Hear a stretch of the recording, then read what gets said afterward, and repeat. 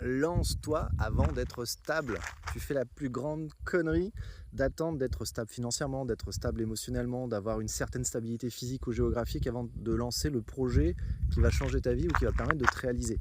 C'est une grande erreur que je vois. Alors, j'ai eu pas mal de conversations tout le week-end avec des gens qui disent non, mais tu comprends, je suis pas stable émotionnellement, je suis pas stable financièrement pour lancer un projet.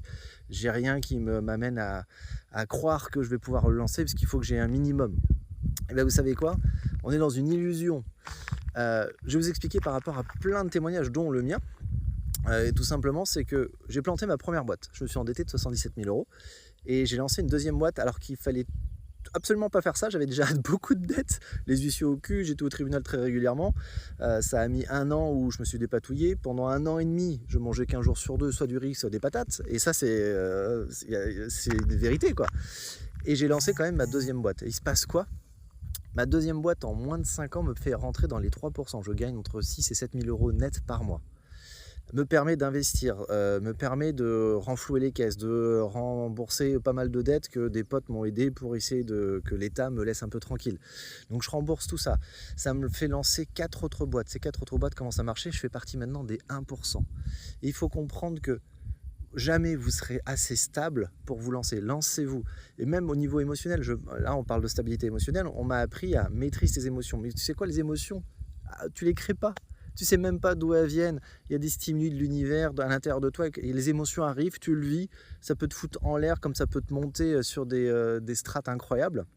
Tu dois juste apprendre qu'il y a une énergie qui arrive de quelque part. Il faut juste que tu apprennes à l'utiliser correctement pour que ça t'aide dans la vie. À aucun moment tu peux être stable émotionnellement, ça n'existe pas, quoi. Tu es que en maîtrise, tu cherches toujours à ok, il y a un truc qui arrive, je sais pas moi qui l'ai créé mais il faut que j'utilise.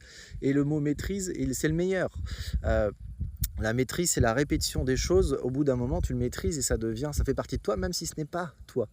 Ce que j'aime bien aussi, c'est le fait que à aucun moment dans la vie de tous les jours, vous pouvez vous reposer sur de la stabilité. Vous pouvez sortir et une voiture vous fauche et vous êtes tétraplégique. Vous pouvez sortir, vous aidez quelqu'un qui fait un malaise, vous le sauvez, c'est un multimillionnaire et pour te remercier, il te donne un gros chèque et ça change ta vie. Tu peux juste pour avoir fait un compliment à quelqu'un sauver une vie. Tu peux juste parce que tu es un con décider d'être con et d'impacter les gens et qui vivent une vie de merde et essayer de mettre fin à leur jour. Pour te dire, il n'y a aucune maîtrise. Il y a juste il n'y a aucune maîtrise.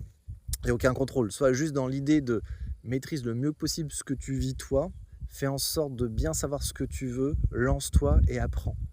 Donc, et c'est ce qui m'a permis de faire partie des 1%. À aucun moment j'ai maîtrisé, surtout pas mes finances, émotionnellement ça partait dans tous les sens, ma maîtrise géographique, ça pouvait bouger à tout moment.